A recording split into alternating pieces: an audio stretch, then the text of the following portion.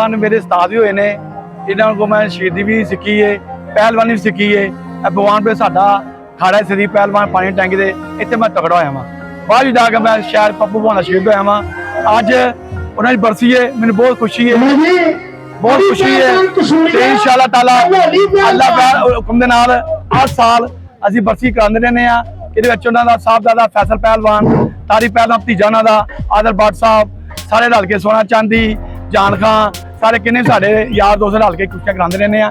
इंशाअल्लाह ताला ये कुश्तियां 3 साल तो ही करा रहे हैं, अगों रंग असीं करते रहांगे।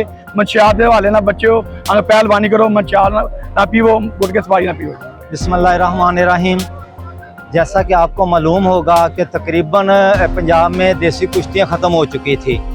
अल्लाह के फजलो करम से हमारे भगवानपुरा की शान, हमारे भगवानपुरा के फर्जंद महर अकरम उर्फ काला पहलवान ने इस फन में दोबारा जान डाली है। अपनी पॉकेट से, अपनी जेब से फन पहलवानी के ऊपर बहुत ज़्यादा पैसा खर्च कर रहे हैं और लोगों में इसकी तरबियत दे रहे हैं। और यह आज हमारे कौमी हीरो, हमारे बुज़ुर्ग, हमारे उस्ताद मोहतरम जो कि मेरे भी उस्ताद थे, उनका आज बरसी है। उनकी उस बरसी के सिलसिले में हमने ये बहुत बड़ा एहतमाम किया है कुश्तियों का।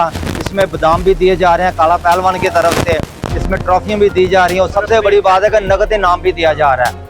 काला पहलवान का पैगाम है कि जो पहलवानी करना चाहता है, जिसके पास घर में पैसे नहीं है, वो मेरे पास आए, सरमाया मैं लगाऊंगा, उसको मैं पहलवान बनाऊंगा।